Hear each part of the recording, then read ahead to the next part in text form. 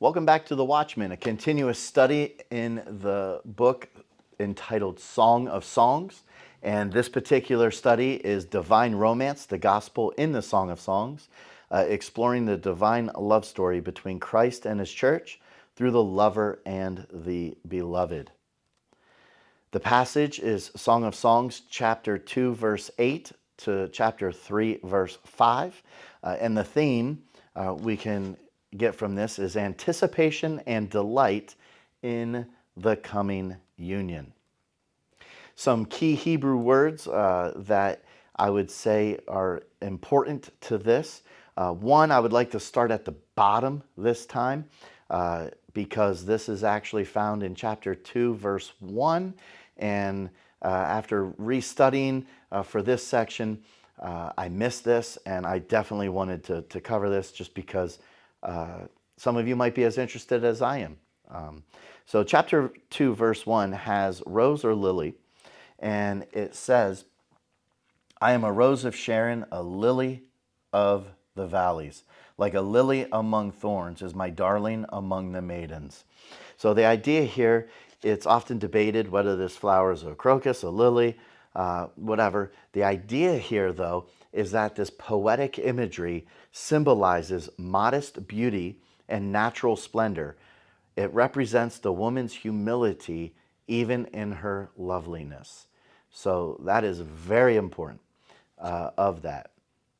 Okay, so I just wanted to cover that before we get into the rest of this particular section. So voice and sound can be found in chapter 2, verse 8. And it says, listen, my lover, look, here he comes, leaping across the mountains, bounding over the hills. The voice of my beloved, all right, is there. This often used to denote presence and urgency. In prophetic text, it can represent divine communication. Here, it evokes emotional excitement and longing. Suggests relational nearness and emotional awakening. The voice recalls the good shepherd who the sheep knows and hears his voice, and they know his voice. John chapter 10, verse 27, which I would love to read. And it says, my sheep listen to my voice, I know them, and they follow me. So the same idea here, the voice of my beloved, is the same idea as the sheep hearing the Lord's voice. The next is gazelle, probably wondering why that's in there. My beloved is like a gazelle, symbolizes grace, swiftness, and desirability. Culturally, gazelles were admired for agility and beauty. Also tied to the do not awaken love motif in chapter 2, verse 7, as animals are metaphorical expressions of emotional intensity. It represents beauty and grace, reflecting the character of the Redeemer pursuing his beloved. So those are some key words here. But as I alluded to, I wanted to make a separate key point on this. Do not awaken love until it pleases, found in chapter 2, verse 7, also found in chapter 3, verse 5, and also repeated a third time in chapter 8, verse 4. So this repeated refrain acts as a holy boundary around love and its desire. It reads in chapter 2, verse 7, daughters of Jerusalem, I charge you by the gazelles and by the does of the field, do not arouse or awaken love until it so desires. It is a divine warning that love, especially physical and emotional intimacy, should not be stirred prematurely.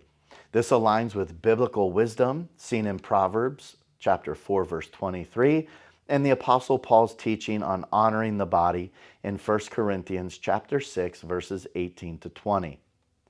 Theologically, it reminds us that the timing and covenant are crucial. Just as Christ's return is perfectly timed, so too must love be awakened within the right season, within marriage. This refrain sanctifies desire as something not to be suppressed, but rightly expressed. My beloved is mine and I am his. This mutual possessiveness shows a covenant-like belonging to one another. The use of to me and to him reflects reciprocity. Said that totally wrong, but it's a reciprocal unity. This phrase echoes throughout the song, forming a central theological and romantic statement. It reflects deep covenantal affection used to illustrate Christ's intimate love for his bride. This section portrays the bride's exhilaration at the approaching presence of her beloved. Nature, imagery, the poetic wording, it fills this courtship phase. Springtime, fig trees, vines, all hint at a new love blooming.